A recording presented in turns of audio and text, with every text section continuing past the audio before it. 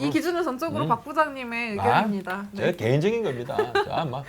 자, 태클 대환영입니다. 자, 손동열 감독 홍보위원, 네. 이승엽 홍보 대사. 아. 대사가 높잖아. 벌써 대사는 위원은 약간 그 안에 속해 대사는 총재 옆에 앉아 계시더만. 이제 사진 보면 약간 좀 급이 달라.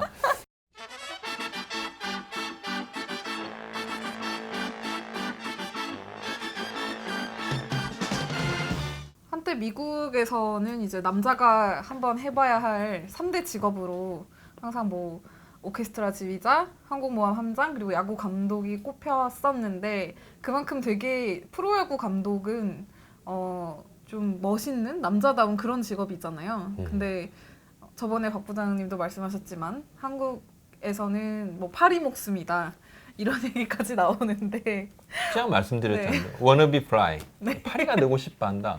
예. 그럼 뭐 우스갯소리 제가 좀 드렸는데 그때 감독 얘기가 나왔을 때 제가 그 말씀 드렸어요. 기아의 이제 김기태 감독 사퇴를 하셨을 당시에 우리가 그때 이제 감독 대행을 맡고 새로운 감독을 찾는데 감독 풀이 좀 좁다 이야기를 했더니만 그때 이만 이제 댓글로 뭐 어떤 분들이 무슨 헛소리냐 이씨 풀 같은 소리하고 자빠졌어 네.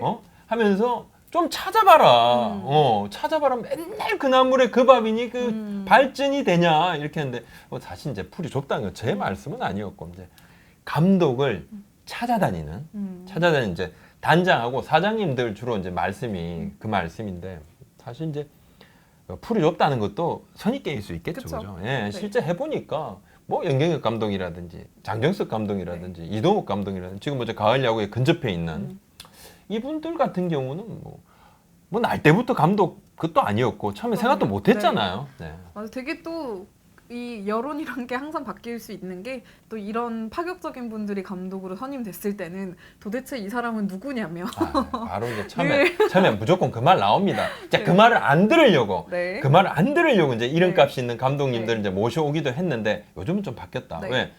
이름값이 별로 없었던 분들이 네. 성적을 막 낸다. 맞아요. 예.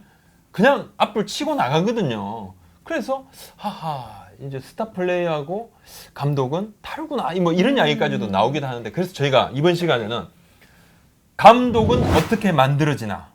되게 거창한 뭐 굉장히 웅장한 사실은 제목인데요. 거창하지만 들어가 보면 천재 알맹이는 없습니다만 그래서 감독은 어떻게 만들어지나 누가 감독이 되는가 그걸 한번 썰 한번 풀어 보겠습니다. 네, 그냥 좀 또 가볍고 네. 또 가볍지만 또 앞으로 올해 겨울에 또 변화가 많이 있을 수도 있기 네. 때문에 미리 좀 예측도 해보시고 네, 나중에 또 결과가 나왔을 때 비교해보시면 더 재밌을 것 같아요. 네 그렇습니다. 네. 우리 뭐 시청자 분들께서 생각하시는 생각은 뭐 전혀 뭐 다른 부분도 있습니다. 네. 네, 한번 들어보시면 자 일단 이제 스타 플레이어 출신들을 꼽는다.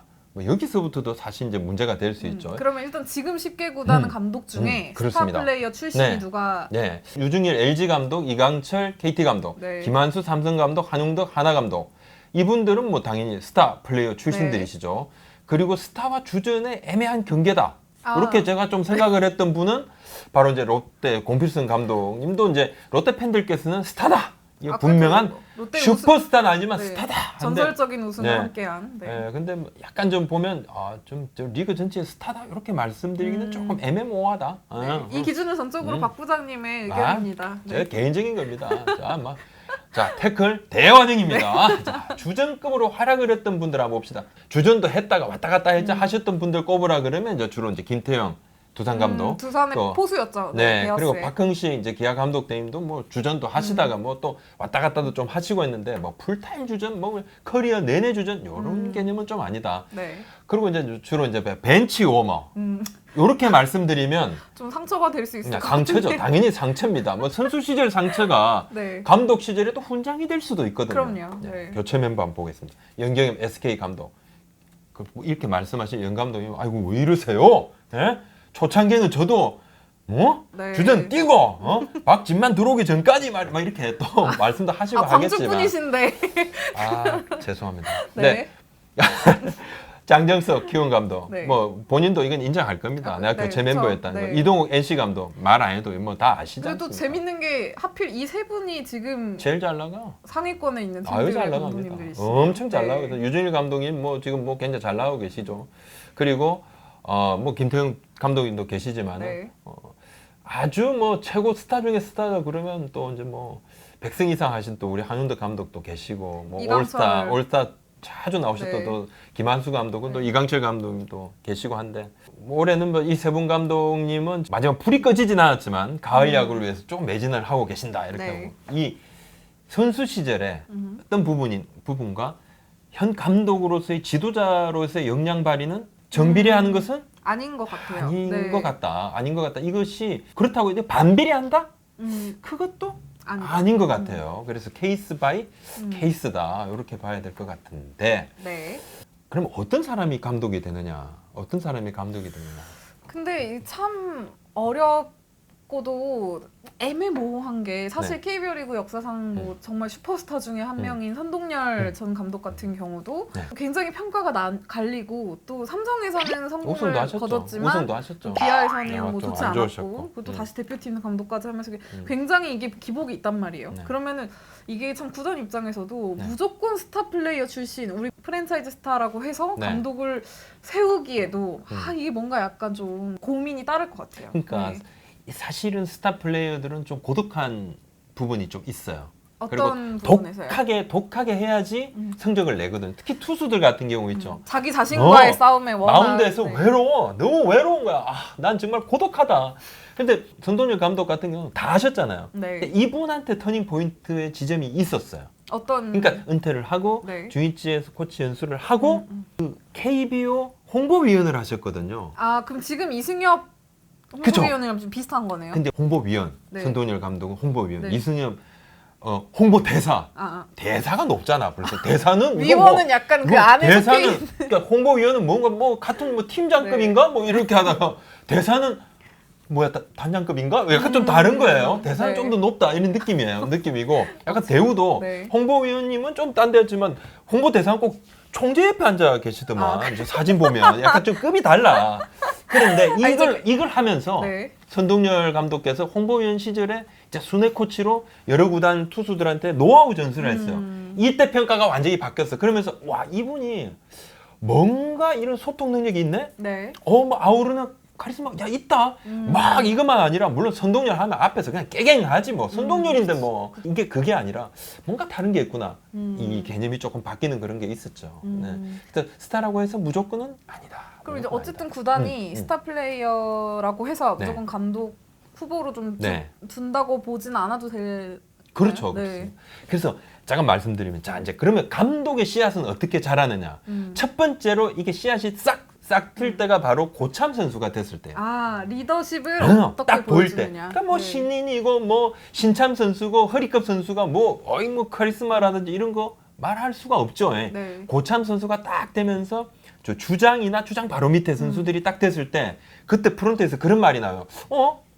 저 선수 이거 나중에 감독감인데? 그런 이야기가 나오는 거예요. 굉장히 칭찬이. 네, 네. 칭찬이고 이 카리스마는 뭐 보통 뭐 우리가 뭐 신이 준 선물이다 이런 이야기를 해요. 네. 그냥 노력한다 해서 안 생긴다 맞아, 그러더라고요. 맞아. 뭐 요 말씀 미리 드리면 옛날에는 이 리더십 카리스마가 상당 부분인데 요즘은 또 요것에 소통 능력, 그죠? 아, 네. 이거 뭐 리더십과 카리스마만 넘어서면 너 꼰대인가? 뭐 이렇게 돼버리니까 바로 그래서 대표적으로 선수 때 이런 이야기를 많이 들으셨던 분이 뭐 평가가 엇갈리지만 우리 네. 김기태 감독님, 아, 기아 전 김기태 네. 감독님이 주로 이 말씀을 들으셨어요. 선수 시절에. 뭐 삼성 때부터 주장으로 굉장히 신임이 두터웠다고 맞아요. 후배들에게. 그렇게 이야기들을 네. 많이 했어요. 그리고 또 이번에 은퇴한 네. 기아 타이거즈 이범호 선수도 아, 상당히 대표적이다. 그리고 기아 프론트에서도 그 말하고 다른 팀 프론트한테도 제가 그런 이야기를 들었어요. 이범호 선수는 아마 멀지 않은 미래에 감독을 할 것 같다. 어떤 코치도 그 이야기 저한테 했어요. 옆에서 보면 이범호 선수는 좋은 코치도 되겠지만 좋은 감독이 될 것이다. 아마 기회를 분명히 네. 가질 것 같다. 그런 이야기를 제가 들었습니다. 맞아. 굉장히 좋은 사례인데 제가 한 그 프런트 생활을 오래 하신 네. 베테랑 프런트 이제 고위 분에게 들은 얘기가 네, 있는데 네. 이게 나중에 혹시 감독이나 좀 코칭 스태프를 하고 싶은 선수들에게 팁이 될 수 있는 네. 한마디예요. 그러니까 그런 프런트는 어떨 때 가장 판단이 되냐면 연봉 협상할 때래요. 연말에. 그거 참 네. 민감한데. 가끔 속마음을 안 들이대기 쉽지 않은데. 그거보다 연봉 협상을 하러 왔을 때 이제 그 대화하는 자세죠. 어떤 선수들은 거의 약간 싸우러 온대요. 그분이 그렇게 얘기하시더라고요. 너랑 내가 지금 부모의 원수가 아니다. 철천지 원수가 아니다. 나도 지금 구단을 대표한 사람이고 너도 이 선수로서 온 거니까 우리가 지금 그렇게 싸우는 것보다는 좀 오히려 좀 진솔하게 이야기를 해야 된다 이렇게 얘기를 하더라고요. 조직 능력 같은 걸 보는 거다. 그렇죠. 그러니까 오히려 거기서 좀 너무 막 이렇게 좀 뚱해 있고 좀 이렇게 감정적으로 나오는 선수보다는 이제 좀 조근조근 자신의 입장을 잘 얘기하고 그 태도를 보고 이 선수를 나중에 이제 코치나 아니면 우리 프런트 직원으로도 써도 좋겠다는 판단을 한다고 얘기를 하시더라고요. 근데 굉장히 좋은 팁인 것 같아요. 사실 이제 제가 말씀드린 선수 시절에 이제 그런 부분이 있으면 확실하게 감독의 제목으로 이렇게 인식이 됩니다. 그렇죠. 네. 그러면 그렇지 않았던 분들이 있잖아요. 임경혁 감독은 뭐 선수 시절에 그런 거를 뭐 발휘할 계제가 별로 없어요. 장정석 감독님도 뭐 별로 뛰기를 했나? 이동욱 감독도 마찬가지인데 이런 분들은 코치가 딱 됐을 때 있죠. 또 한 번의 기회가 오는 거예요. 지도자가 됐을 때 이 사람이 어떤 지도자인지를 주위에서 한번 평가할 수 있는 여러 시선들이 있는 거예요.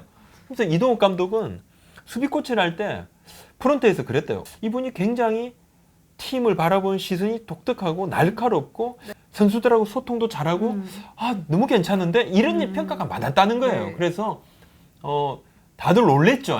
다들 놀랬습니다. 그 당시에 이동욱 감독이 이제 김경문 감독 후임으로 딱 감독으로 유영준 그 당시에 단장님이 대행을 하시고 난 다음에 새로 신인 감독으로 딱 됐을 때 놀랬어요. 놀랬는데 코치들이 됐을 때도 딱 그 교감 포인트를 본다는 거죠.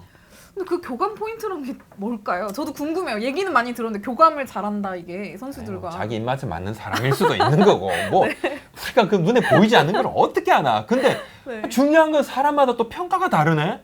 그 누가 또 이게 교감 포인트를 봤다는데 어떤 사람은 그 말만 많고 그 사람 뭐 이렇게 평가절하해 버리는 경우도 있는 거예요. 그러니까 이것도 좀 다른 거예요. 근데 막상 이제 주어졌을 때 성과를 내느냐 안 내느냐가 결국은 이제 관건이 될 것인데 감독의 지름길이 있어요. 그죠? 코치보다 수석 코치가 됐어요. 이것이 지름길이다. 사실 감독 대행을 이제 정할 때 만약에 이제 불미스러운 일로 감독이 뭐 중도 퇴진하거나 아니면 뭐 병가로 자리를 비웠을 때도 가장 대체되는 1순위가 보통 수석 코치잖아요. 뭐 사실 뭐 국무총리 같은 그런 어떤 약간 그런 느낌이다. 지정생존자 그러니까 같은. 필요 시에는 무조건 그냥 넘버 투다. 바로 그냥 수석 코치가 감독 대하는 게 이제는 그냥 좀 정해졌죠.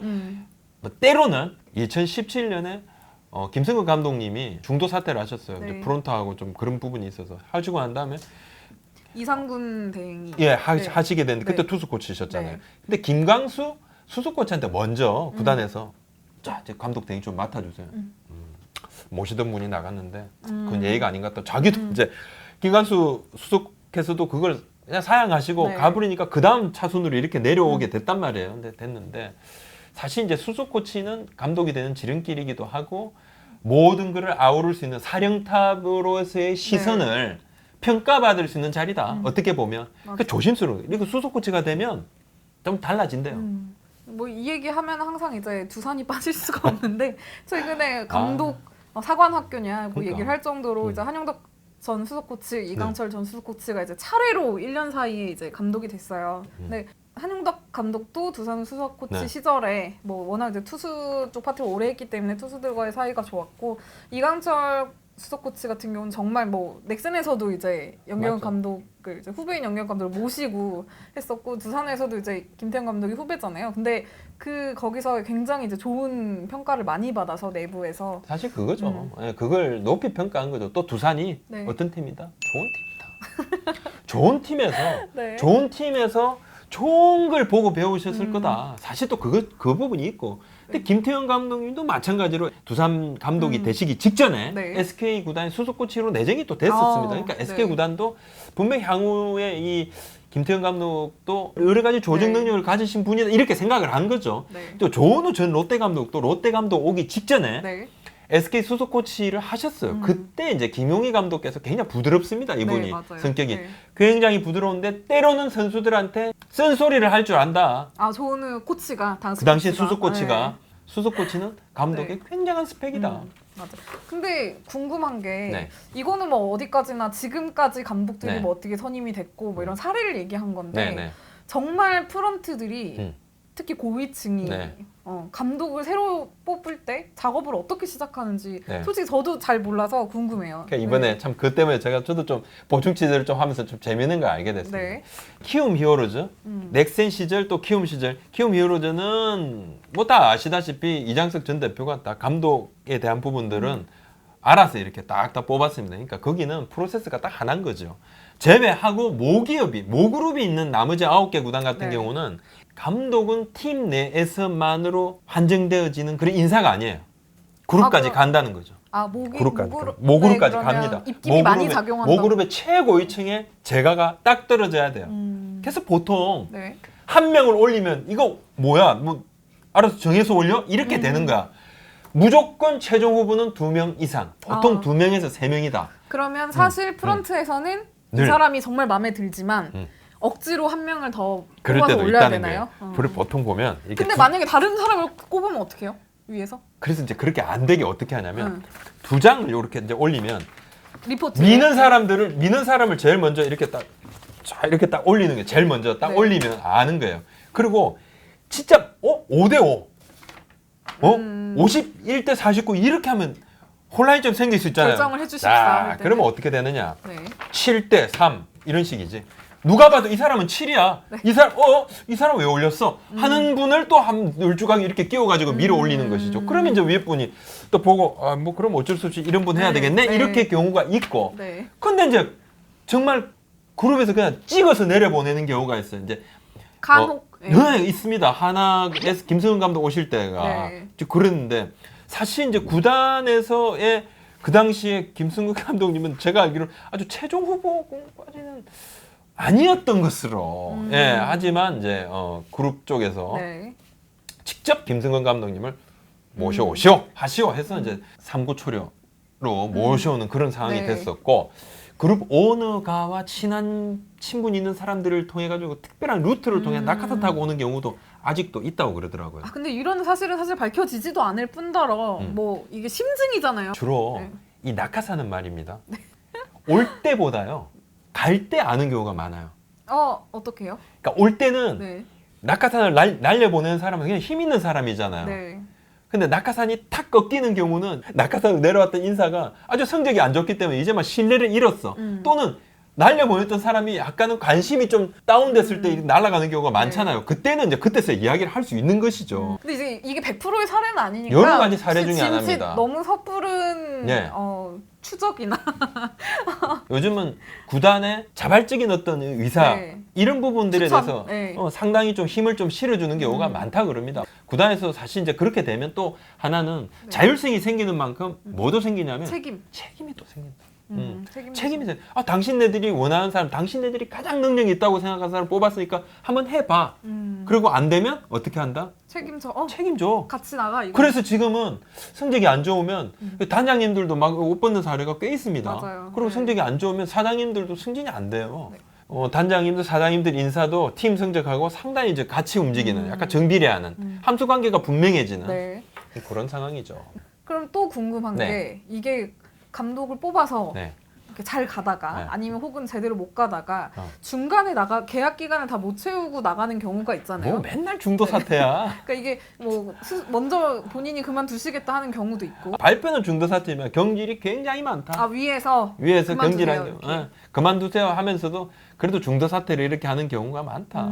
지난해 이제 NC 김경문 감독님 같은 경우는 중도 사태나 경질 이런 표현을 안 쓰려고 리더십 교체라는 애매한 표현을 썼어요. 근데 그거는 결국 약간 리스펙 보내다. 때문이죠. 약간 존중 네, 때문에. 존중하지만 네. 이제 나가시라 이렇게 또 한 건데 사실 이제 이번에 김기태 감독 경우는 이제 본인이 사퇴한 것이 맞습니다. 프론트가 그렇게 펑펑 울었대잖아요. 본인이 사퇴한 게 맞고 양상문 감독님 같은 경우는 이윤원 단장하고 동반 사퇴를 했는데 뭐 네. 한눈에 봐도 이건 경질임이 뭐 다 드러난 거고. 윗부분에서. 그렇습니다. 근데 웬만하면 남은 임기 동안의 연봉은 보전해 주는 경우가 많습니다. 이게 자진 사퇴든 경질이 됐든. 왜냐하면 그러니까 성적 부진으로 네. 책임을 졌다라는 의미로 옛날부터 좀 그래 왔습니다. 궁금한 게 김경문 감독 같은 경우는 이제 NC하고의 계약 기간이 남아 있는 그렇죠. 잔여 와중에 기간이 있었죠. 대표팀 새 감독으로 선임이 됐는데 그러면은 이분의 연봉은 어떻게 됩니까? 그래서 네. KBO하고 NC가 머리를 맞대고 좀 나눠가지고 제가 알기로 이게 급여 부분은 이제 조정을 좀 양부단히 조정을 해서 다 지급하는 100%씩 것을 주는 게 아니고 예, 약간 지- 이게. 그럼요. 그래서 좀 네. 조정을 해서 네. 좀 그렇게 한 걸로 확인을 했습니다. 네. 예. 근데 김경문 감독 같은 경우는 뭐 대표팀 감독이 네. 됐지만 네. 그 외에 굉장히 많은 일들을 하시는 분들이 다양하게 있잖아요. 예, 주로 감독을 이제 전 그만둔 감독님들이 주로 많이 계시는 곳이 어디냐? 그러면 자 경기 운영위원 계시잖아요. 네. 자, 각 구단마다 경기 감독관 예전에 이제 경기 감독관이라고 그러셨는데 네. 이분들이 주로 뭐 하냐면 이제 비 오잖아요. 경기 취소. 경기 하겠다 안 하겠다 비 오면 우천 취소 이거 결정하시는 분들이에요. 야구장 가면 매일 뵐 수 네. 있는 또 이분들이 이제 경기 마치면 이제 심판위원들 평가 보고서 또 경기에 이제 특이사항 이런 것도 네. 보고서를 올리시는 분들인데 요즘 워낙 이제 감독님들 연배가 낮아진다 그죠? 네, 젊은 굉장히 감독들이 젊어진다 좀 그죠? 대세잖아요. 이제 뭐 네. 40대가 약간 주축으로 이렇게 자리를 잡고 있어서 하향 밑으로 좀 쫙 내려가는 부분이 좀 가속화될 여지도 있다. 네. 마지막으로 네. 올해 겨울 네. 전망 한번 해주시죠. 올해 겨울. 재미로 하는 예측. 올해 겨울에 저는 사실 이제 공필성 감독 대행 그 다음에 또 우리 이제 박흥식 감독 대행의 네. 대행 꼬리를 뗄 수 있느냐 없느냐 이것도 관심사죠. 굉장히 재미있는 큰 포인트가 될 관심사고. 것 같아요. 사실 네. 이제 장정석 감독님의 이제 계약 만료, 네. 또 김태형 감독님의 또 계약 만료, 김한수 감독의 또 계약 만료. 네. 이 부분도 한번 재계약 여부도 좀 지켜봐야 될 것 같습니다. 이제 가을 야구도 중요하지만 마지막에 어떤 모습을 보여주냐, 네. 어떤 가능성을 보여주냐 이 부분도 좀 크니까 변화의 폭이 클 것 같아 네. 나는 솔직하게. 저도 약간 좀 왠지 쇼킹한 네, 변화의 픽이 폭이 한 좀- 번은 있지 않을까. 변화의 폭이 생각보다 클 것 같다. 예, 이렇게 좀 봐집니다. 네. 네. 오늘 이야기 여기까지 네, 하겠습니다. 고맙습니다. 감사합니다.